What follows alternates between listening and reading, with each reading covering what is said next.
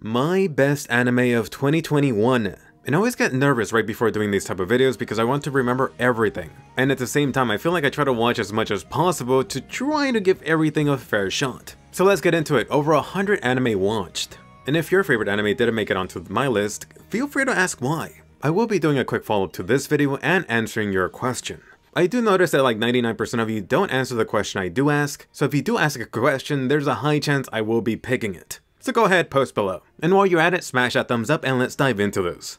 Jujutsu Kaisen 0, the movie, combined with the Jujutsu Kaisen anime. Did you forget? Core 2 was this year. Or actually, 2021. I'm a little late on this video. Although I originally did not expect to be in Japan to actually watch this. And the new Rona Plus just laughed in my face. So really just emphasizing some of the stuff I've mentioned in the review, I really love the animation, I really love the characters, especially for Shinji 2.0 joining Jujutsu Kaisen. If you're a fan of the Jujutsu Kaisen world, it expands on that. If you're a fan of Gojo, there's so much of him for you to enjoy. If anything, just watching this movie really got me hyped for what's to come for Jujutsu Kaisen. Come on, has season 2 been confirmed yet? Speaking about the anime, the Jujutsu Kaisen anime really blew me away. I think one of the things I clearly enjoyed was the obvious Bleach inspiration parts. It really felt like they made that single anime where you don't even have to check out the source material manga for it, cause it's that much better.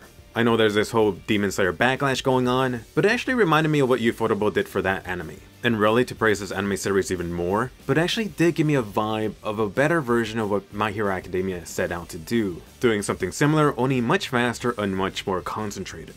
So definitely share down below, are you also loving Jujutsu Kaisen as much as I did? Do you think it's overhyped? Are you gonna check out the movie whenever that's possible? Kobayashi's Dragon Maid Season 2.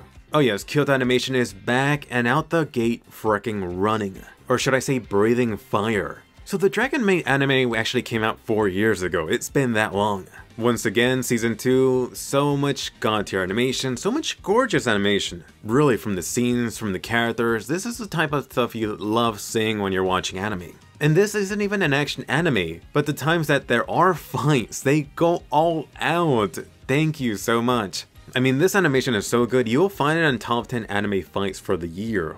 And the shiny, lovely animation is awesome, but what really surprised me was the actual story here. With the Dragon Maid Season 2, you now have them actually fleshing out a lot of the dragon characters. You actually see Thor herself progressing and developing, like bothering Kobayashi less and less, being less reliant on that. And of course, the anime has been hinting it from the very beginning. I was actually a little surprised to see them go all out and put it out there in the anime. I really just need to find the time, but I'm ready to jump into the manga. So post down below, did you love the Dragon Maid as much as I did? How much did you miss Kyoto Animation's gorgeous animation? Tensura Season 2 plus the Slime Diaries. Story-wise, you now have the adorable little slime trying to become a demon lord. This year, you really got more of what you loved from Season 1. One of the things that in particular stood out for me was really seeing Rimuru getting pushed to the edge. Like finally this guy got a challenge where he legitimately was close to dying. He really only escaped by the skin of his slime. The first core of this anime also made me realize how much I actually like a specific character. Like I had no idea until a certain event. But you might be wondering, Jerry, why is this not higher? I think even the most hardcore slime fans would agree that there is a difference between Core 1 and Core 2. In Core 2 you had that whole buildup of the war, you had the whole buildup of that one dinner. I don't know whether this was intentional, but it honestly did not deliver. Not that it was bad, but it just left you wondering, why exactly was this an issue in the first place? That aside, don't get me wrong, I still love this series, I'm looking forward to the movie. Another thing that is pushing this up is the Slime Diaries. Most of the time I would prefer something being slow paced, which is why I think a lot of other isekai anime like SAO, Mushoku, Re:Zero, Konosuba, they should do something similar to the Slime Diaries. Take that time to actually flesh out the characters, flesh out the world. You don't always have to have your story going 200 miles an hour. So I'm curious, post down below, how do you feel about the Slime Isekai series? Do you love this little slime? Or is it just not your cup of tea? Or should I say your cup of slime? Evangelion Thrice Upon a Time, the fourth and final Rebuild movie. This final Evangelion installment had a lot to do. I mean, you already had the beloved masterpiece that is the original anime series. On top of it, it had to conclude the Rebuild series, while at the same time also building off this previous third Rebuild installment that left everyone mixed, to say the least. I mean, just focusing on the progression of Shinji's story to conclusion, ultimately how that's resolved and finishes, I think that was chef's kiss. I really felt like it was one of those things that I appreciated more on each rewatch. And I know I could hear it now, Jerry, if you love it so much, why isn't this higher on your list? So for this, I really only wish I had seen Evangelion much earlier. A lot of hardcore anime fans that I know of saw this when they were much younger. If only I saw this like 5 years or a decade earlier. But I still loved it. I could see this being anime of the year for a lot of you. So post down below, did you love this final conclusion to Evangelion? Or are you someone that thinks this anime is way too convoluted? Eurocamp Season 2. I was actually so surprised at how much I loved this series. So just like the first time for this one, I really tried to put off each episode. I tried to actually space them out. Second season for this anime actually gave me a lot of stuff I didn't know I wanted. For example, seeing the backstory for Rin and even Nadeshiko. And also them getting some surprising development. You could tell these girls are going to be campers for the rest of their lives. If you're doing that in Japan, that actually sounds pretty awesome. And yes, once again this season, you got so many gorgeous camping spots. It actually has made me want to try camping, although I think my dumbass would die or freeze to death. And overall, this anime once again was another helping of this very comfy anime. I think in the year that's been 2021 that's been so crappy, this has helped so much, just to heal the heart a bit. I'm a little skeptical that this is gonna work in a movie format, but I will go see that. So definitely voice down below, I can't be the only one that really loved this comfy anime. Attack on Titan Season 4 Part 1, or would it be Attack on Titan the final season? Controversial manga ending aside, you now had the controversial situation of the Attack on Titan anime going from Wit Studio over to MAPPA. Ultimately, the main question has been, did MAPPA deliver? So I already put out a very in-depth video going over what MAPPA did better, what Wit Studio did better, and given all the restrictions, especially with the Rona situation, with the Wit Studio era, you did have this top-tier animator working on the god-tier fight scenes. For the Attack on Titan anime over at MAPPA, those got replaced with CG. Sure, some of this stuff could have been better, but I think I slowly got used to it. Especially since I do want to emphasize I have been watching Attack on Titan more for the story rather than the fights. Which is why huge props to MAPPA for the actual slower paced scenes, for the detailed art design. I was very much pleasantly surprised. I mean, there were so many places in the anime that I thought were elevated much more compared to the manga counterpart. So I don't know about you, but I'm definitely rooting for them. Let's hope they have enough time and a good schedule for the following part or two. Definitely post your thoughts down below, did MAPPA deliver? And definitely check out my in-depth video diving into MAPPA versus Wit Studio. Mushoku Tensei, aka Jobless Reincarnation. For some of you, the very controversial isekai anime. I'm gonna be crowning this my number 1 for non-original new anime, and I know I'm cheating a little, but it's my video. For this isekai, you have the controversial flawed Rudy character. You should know this is one of the isekai anime that inspired several others, if not most, so you should be getting a familiar isekai flavor here. It's like eating your favorite hamburger, except it's being cooked by a Michelin star chef. Which by far the best thing I love about this series is really the goddamn world building. It actually feels like there's been thought in constructing this world. Huge props to the studio for skipping the opening and instead actually constructing and showing you more of the gorgeous visuals of this world. At the same time, you do have fleshed out characters. It doesn't just feel like they exist there to be for the main character to do something with. They are their own people. Unfortunately, I did read the light novel beforehand, so instead I am encouraging other people to actually check out the source material for the juicy details, for the juicy world info. Or hey, check out all my videos done on it. You may recall me mentioning that unfortunately I do think I did hurt my anime viewing experience, not only reading the light novel beforehand, but doing these in-depth breakdowns of what the anime skipped each episode. It might be like watching the Cowboy Bebop anime before watching the live action one. That's surely not gonna help your experience. But it doesn't matter, it is this high up on my list here. Slowly as the time has gone by, the original light novel and anime have been separating for me, so I've been able to enjoy it more. And I'm pretty sure that's gonna continue. So definitely let me know below, was Mushoku Tensei your anime of the year? Or was really much too controversial for you? Re:Zero Season 2 Part 2. You may recall, I freaking fell in love with Re:Zero Season 1, kinda like how Subaru fell over for Emilia. In the meantime, we did get those 2 Re:Zero OVA specials. There was so much freaking teasing for things to come.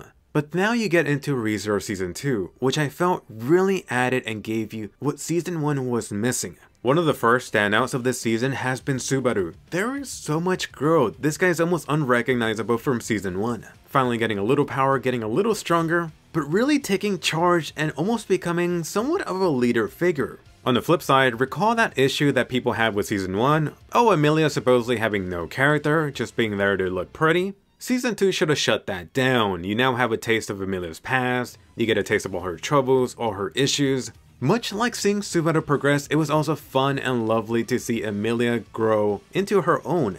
By the end of this, you could definitely tell how much of an influence Subaru has been on her. And also being influenced by the Greedy Witch, which by the way, I don't care about some of the light novel stuff, I am totally simping a bit for Echidna. I would drink her fluids.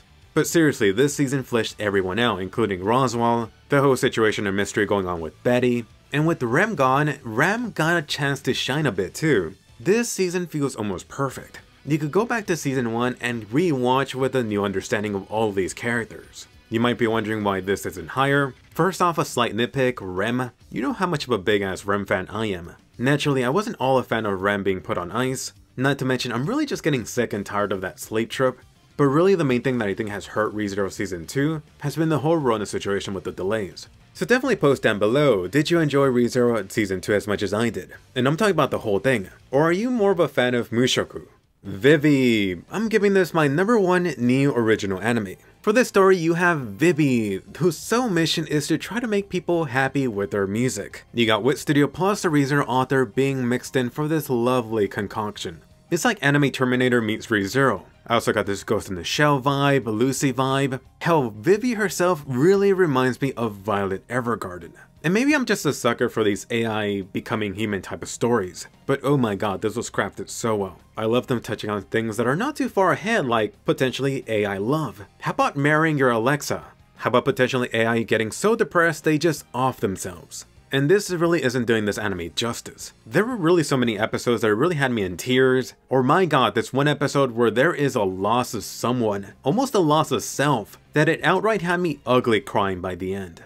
I really do think this anime benefited by being this weekly watch. Oh, those amazing cliffhangers. Hell, I almost didn't want to watch the last few episodes. Like it was that delicious cup of wine you don't want to finish. I mean, hell, I think my only real complaint is why the hell is there not a Vivi figure? I love this series so much, I would spend a few hundreds on a Vivi figure. And this is not even talking about the gorgeous animation scenes throughout Vivi, or the amazing art style, so much attention to detail that has become the Wit Studio staple. And I really can't stress enough the accomplishment or the just as minor miracle to actually get this short original anime that it actually didn't fall flat on its face, unlike some other anime this year. With the current difficult times at hand, I don't know how long will last, but I really do think this Vivi anime will be one of the stories I remember until the day I pass. Definitely let me know below, did you love Vivi as much as I did? And if you haven't, I do highly recommend to treat yourself. And really quickly, a few honorable mentions, starting with JoJo Part 6. Honestly, I'm not a fan of Netflix releasing this in chunks, I'm just craving more. Zombieland Season 2. I don't know about you, but I really enjoyed the zombie girls getting back into debt. And a lovely movie surprise. Star Wars Visions. I know, they didn't get the attention they hoped for, but if not Star Wars, try this with other properties, how about Marvel or DC? 86. I loved Core 1/Season 1, but then they delayed the last few episodes, so I gotta wait on that. Komi-san Can't Communicate. So I freaking loved the music and the animation on the first episode. I watched it 3 freaking times, almost tearing up. The SAO Progressive Movie, my #1. So really going back to that SAO death game, this is the isekai that Kayaba envisioned. Unlike the light novel, you do have the surprising focus on Asuna's point of view. The whole movie gave me this Mother of Rosario arc vibe. And you already heard me gushing about it in my full review, I absolutely loved everything about it. I've seen it over 5 times already, including the early pre-screening. And I really just adore how much SAO has had an influence on my life. You heard me before mention that SAO is a major reason I'm even living in Japan right now. And maybe I'll delete this for the final video, but I briefly mentioned earlier this year, late summer, early fall, I really was not in the best of state, not feeling well.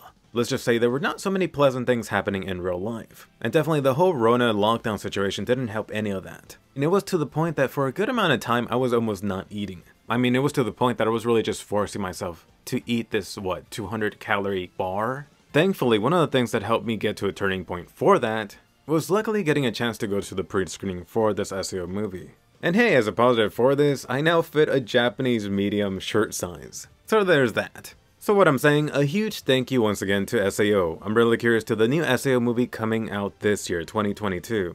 But anyway, do share in the celebration. Did your favorite anime make it into this video? Go ahead and post your top 3 or top 5 in a comment. Or I dare you, ask why your favorite anime wasn't here. You might actually get a reply from me on the next video for the second channel. So be sure to subscribe and ring the bell, check out the awesome anime coming in 2022, and I'll see you guys later.